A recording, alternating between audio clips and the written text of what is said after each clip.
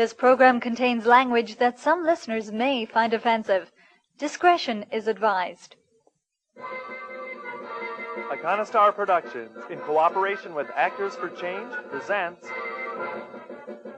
I'm as tall as a mountain, and my hopes can reach to the sky. And my strength is my desire, and my dreams can help me fly. And the twistings of each road I'm on make me open up my eyes. Joy and sorrow are awaiting me at each turn as they arise.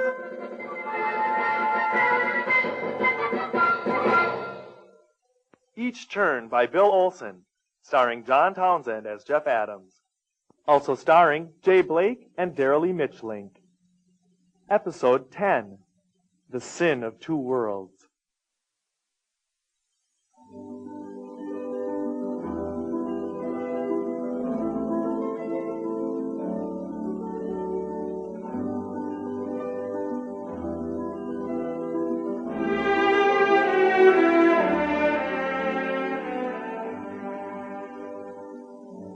I had spent the last several months deciding I would date only a woman who asked me out, the logic being that I could avoid a lot more rejection.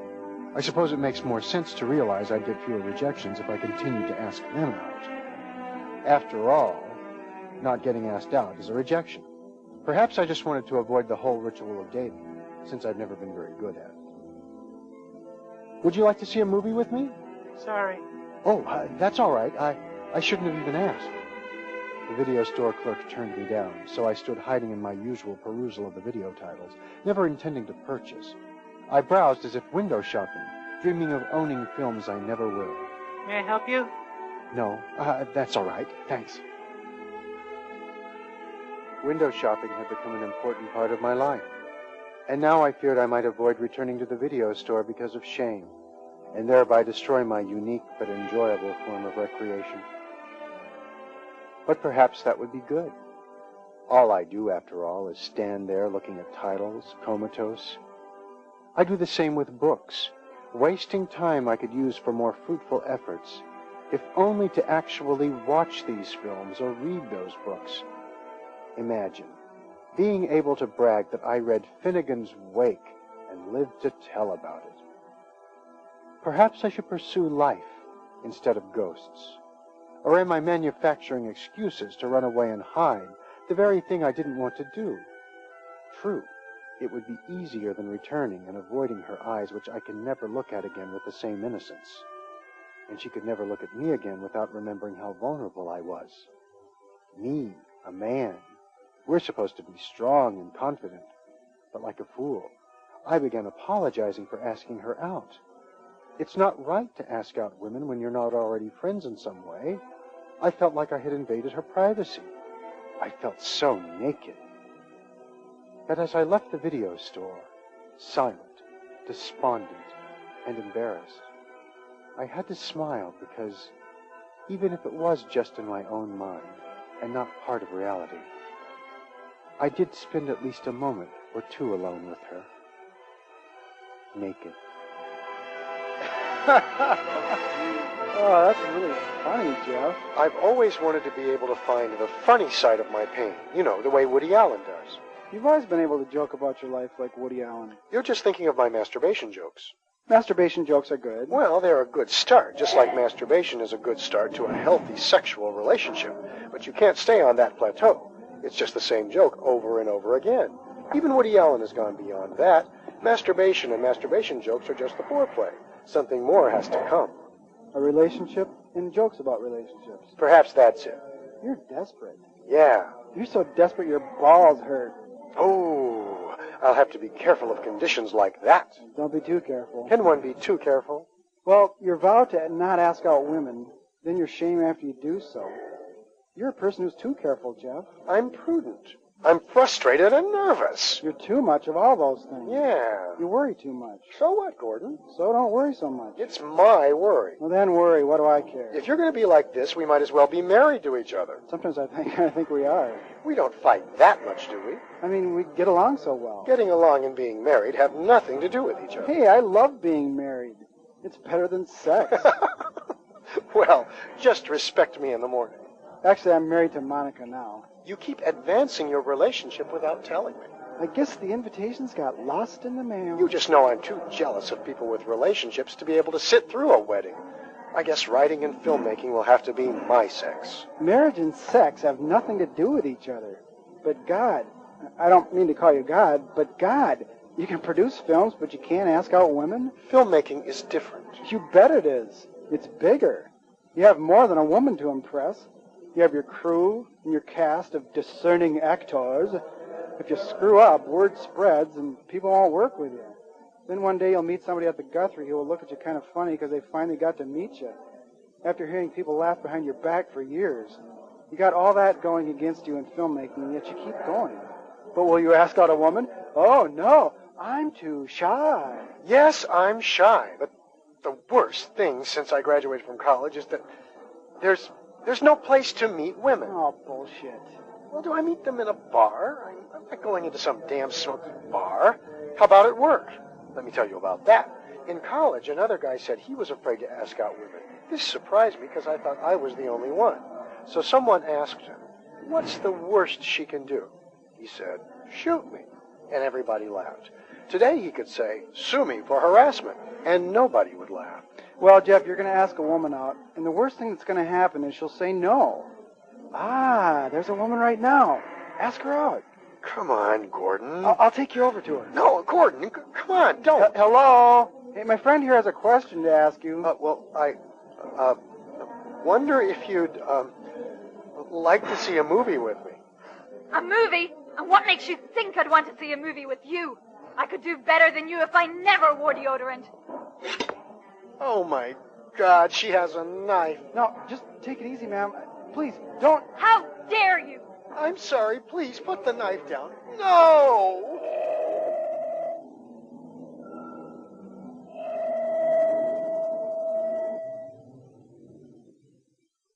Oh, my God, Gordon, what did you do? I had to take us slightly out of standard time sync. You mean like a time warp on Star Trek? Actually, it's more like warp drive, but it's hard to explain. Are you from the future? Remember I keep saying I'm from another country, Jeff? Yeah?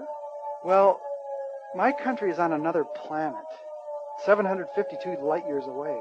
I see. Welcome to Earth. But, Gordon, her knife is right up against my throat. Can you remove that? Actually, we're both rather trapped in our present positions. We can't change what we see around us. And when I release us from this time displacement, that knife will do what it's going to do. And from the speed and force of it, and since it's right up against your throat, obviously she'll cut you up. But we won't know how badly until I release us to normal time. So how long can I stay like this? Less than a second, but it'll seem like minutes. Thanks, Gordon. I really appreciate this. Oh, Jeff, I'm really Ask sorry. a woman out. The worst she'll do is say no. I'm really sorry. Oh, Gordon, I'm a wannabe when it comes to love. How do I fill this damnable pit of loneliness eating its way through my body and soul? Well, writing is a poor choice to combat loneliness. But filmmaking gives me contact with other people, at least for the duration of the shooting. Nobody from our history movie is calling me to just talk, though. But even a good friend like you is no substitute for intimacy with a member of the opposite sex. Why put yourself through all this? I don't want to judge, but I suspect that you Earth people are a bunch of trapped animals, confined under the domineering auspices of love. So why do you put yourselves through all this rejection and knife play? You're the one who forced me to ask her out, Gordon. Get real, Jeff. You could have kept your mouth shut.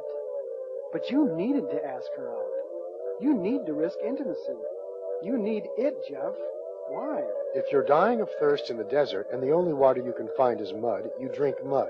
Pal, you're not exactly a virgin. Were I only able to discern shadows, a blind man would call it sight and wonder why I cry so. And you're saying I'm blind.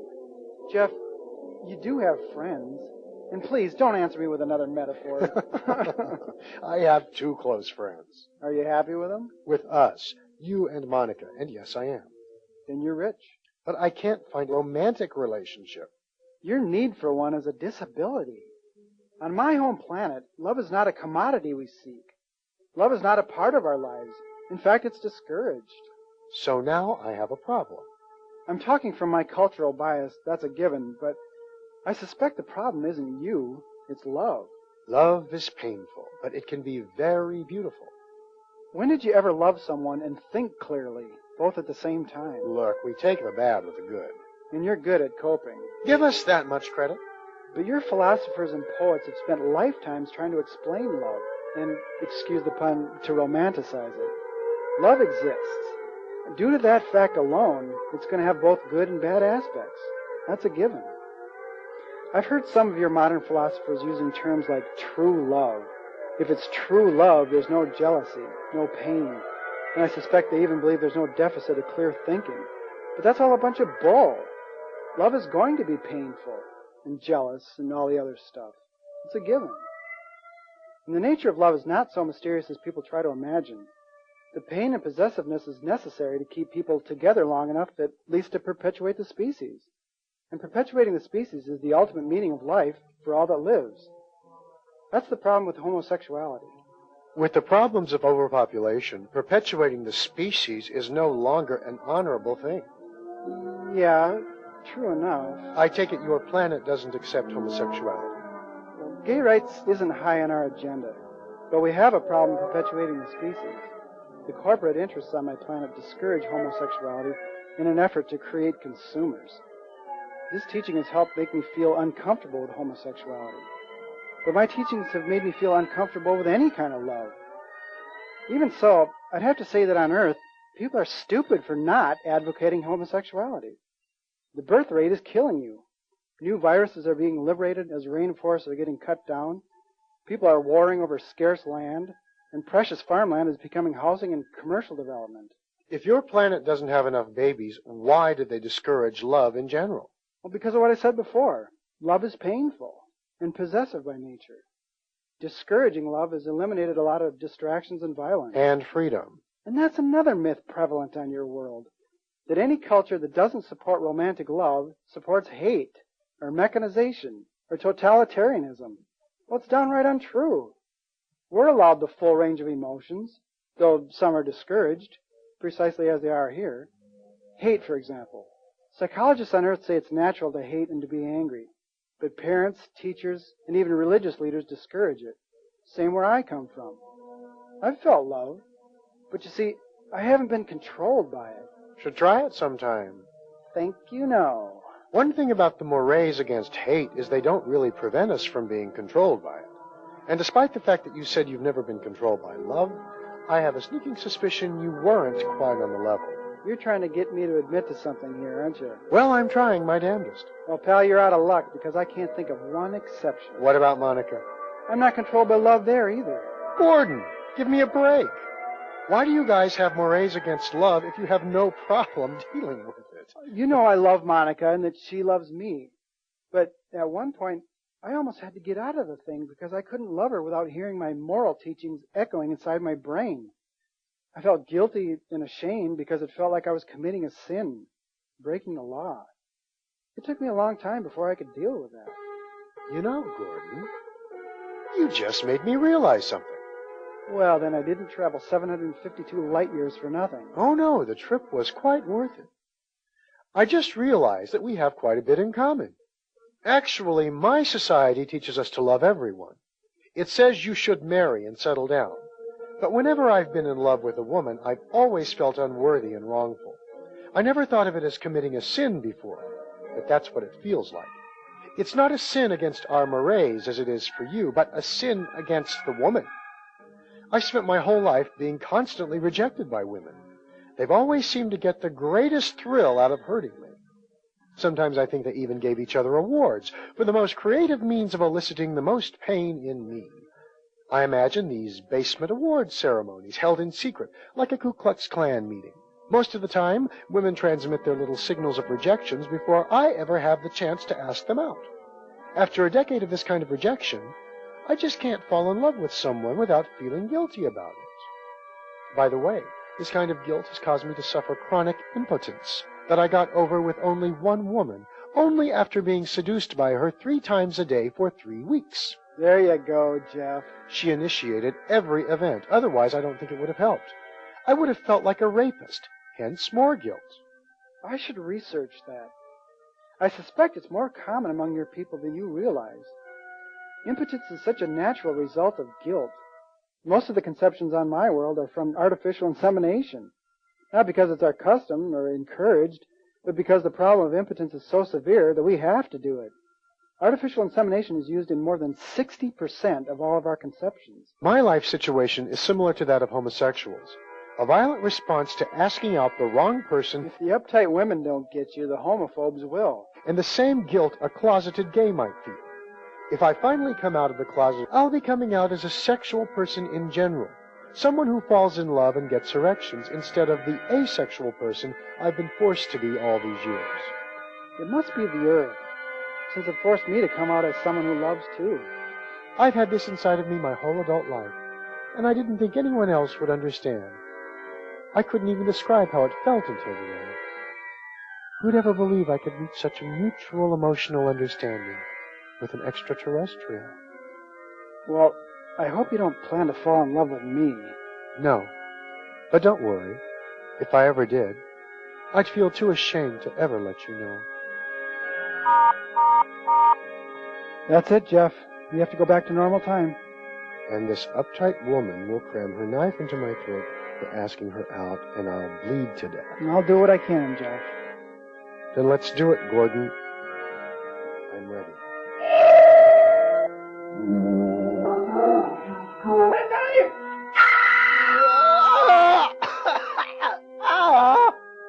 Stop her! Don't let her get away! Gordon? I'm here, Jeff. Gordon, An ambulance is on the way. I can no longer think straight. Jeff? Jeff? Jeff? Jeff? Oh, Jeff.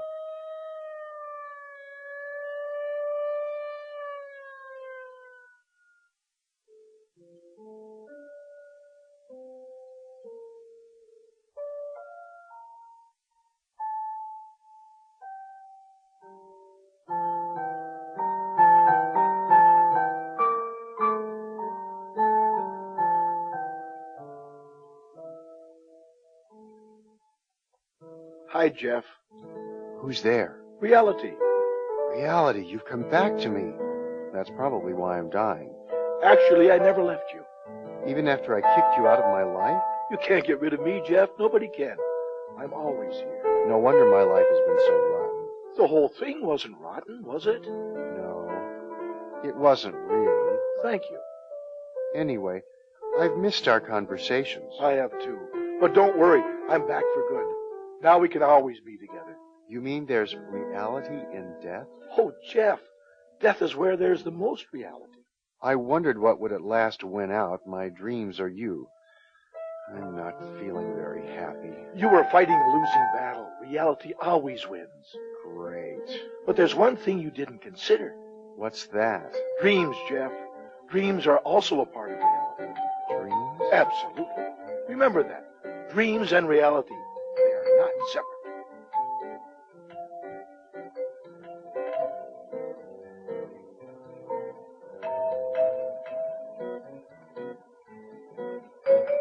Each Turn was produced, written, and directed by Bill Olson. The associate producer was John Townsend.